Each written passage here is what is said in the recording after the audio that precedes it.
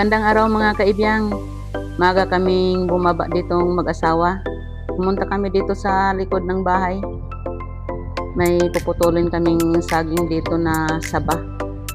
Magulang na siya. Hindi na namin paabutin na mahinog. Ayan laking buwig. Nahirapan pa nga kami diyang putulin. Ginawan nga ng paraan ng asawa kung paano.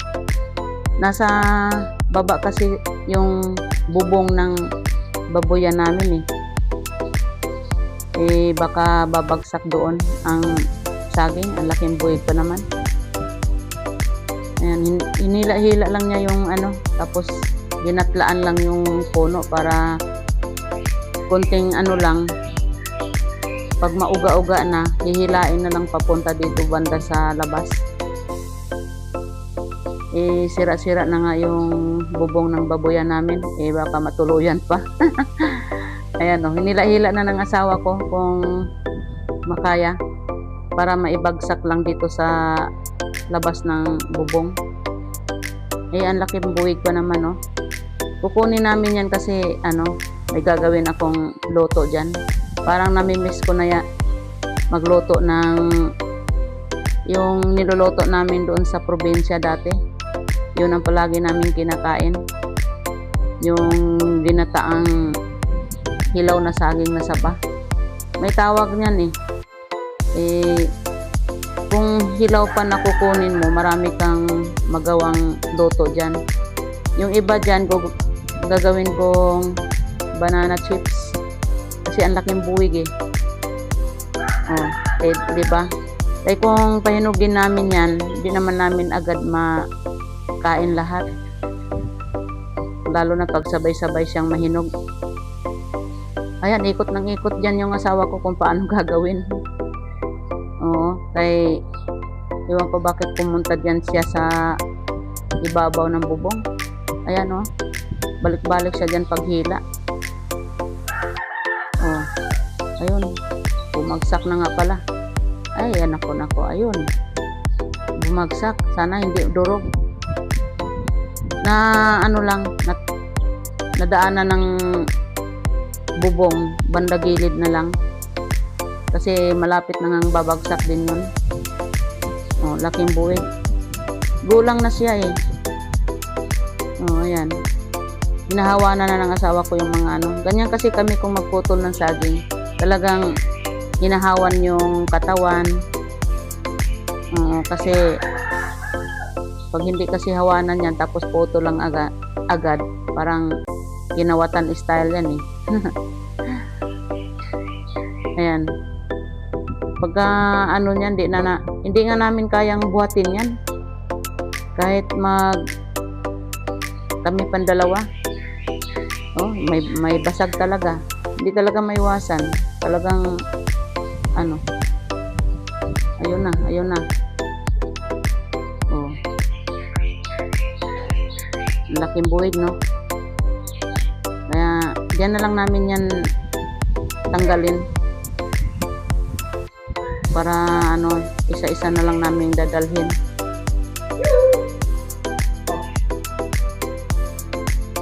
Malaking buwig kasi hindi namin kayang buhatin yan.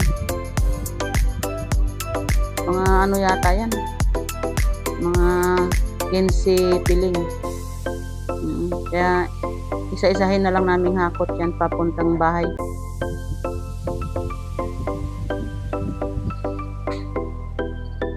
Magulang na siya, mga ilang araw na lang din yan, mahihinog na.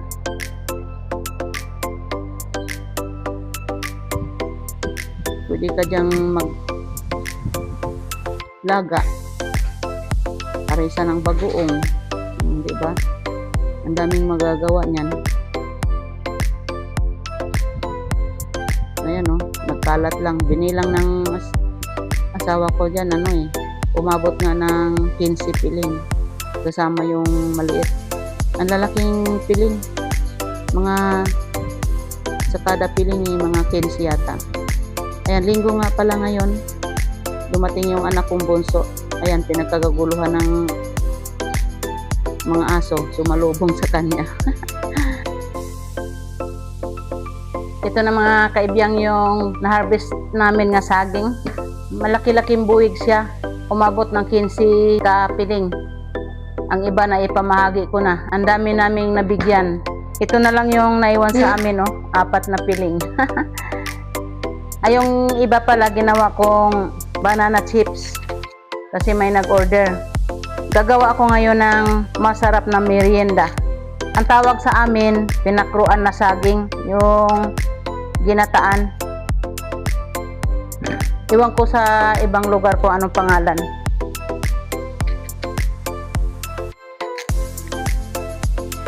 Ito yung karaniwang merienda namin sa probinsya namin.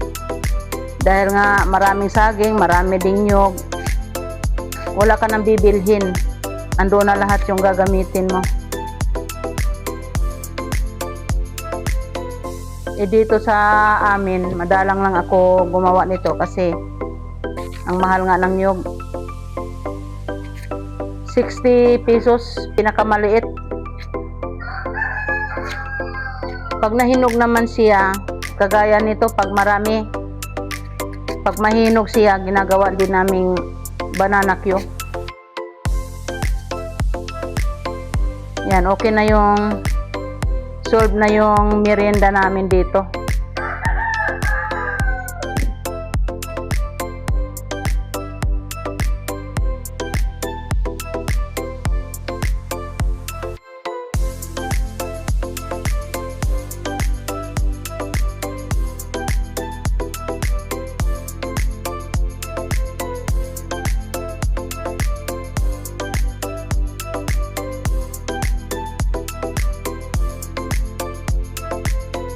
Ito na, nakabalat na ako ng isang piling lang yung binalatan ko.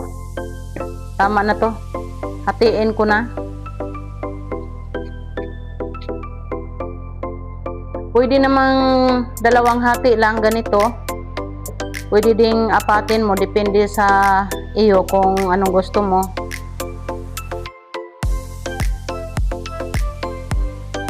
Gawin kong 4 na hati para mag-absorb yung lasa ng gata. Kagaya niyan, oh. Ganyan.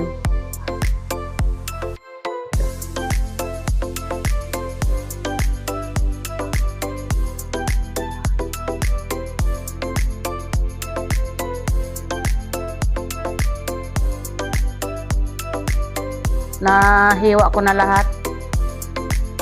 Gusto ko mga ganito kalaki lang para madali siyang maluto at saka ma-absorb yung gata at saka matamis. Salang na natin yan. Pagsama-samahin na lang natin, ilagay natin yung saging, yung gata,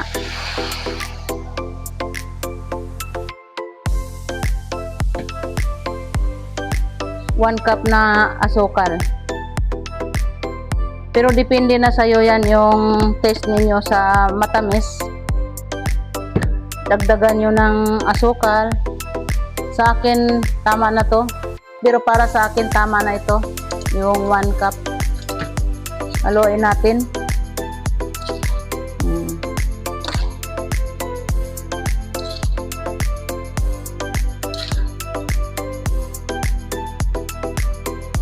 Konting dakot na asin. Mga 1 teaspoon lang yan.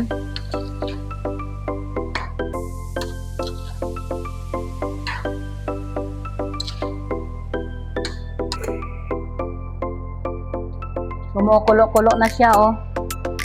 Lagyan ko ng 1 tablespoon na vanilla.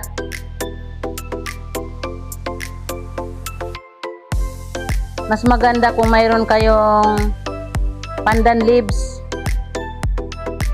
Wala kasi akong pandan leaves kaya vanilla na lang. Ang bango, sa gata pa lang mabango na.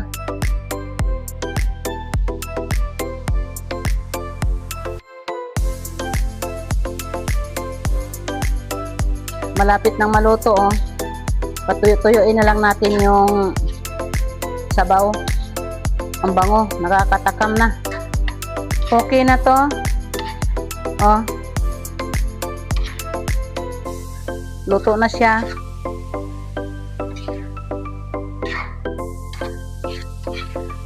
Merienda na tayo. Oh, sarap.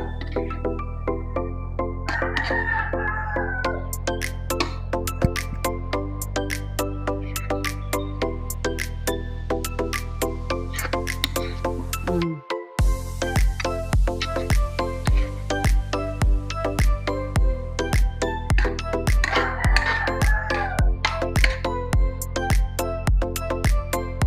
Oh, di ba ang ganda oh?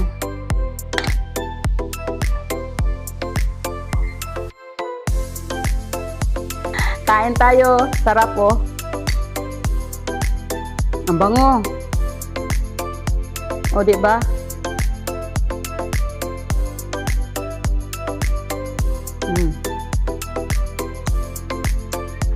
Tama lang yung tamis. Sa akin tama lang to.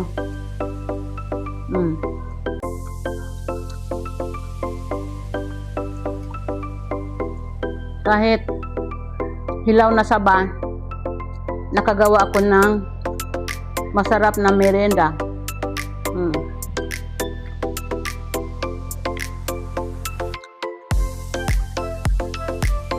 Ang bango.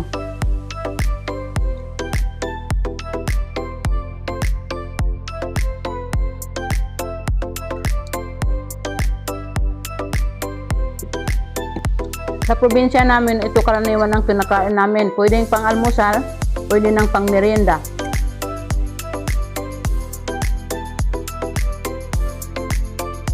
Andoon pa din yung pagka-crunchy ng saging.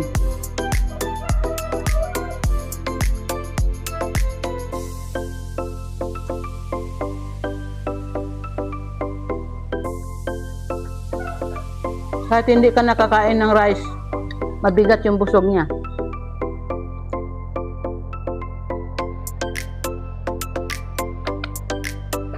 Tubig malamig lang ang pares.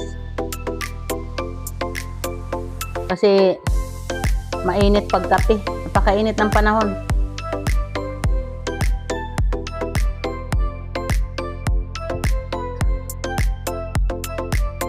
Ang sarap. Hindi nakakasawa.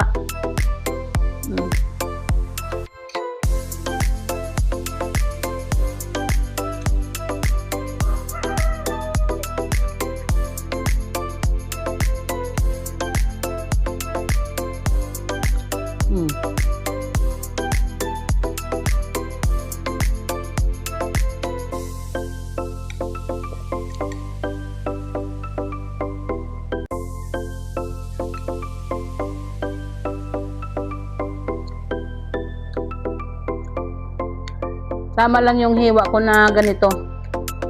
Yung pahaba na manipis. Nag-absorb yung lasa niya sa ilalim. Diba? Libre na merienda.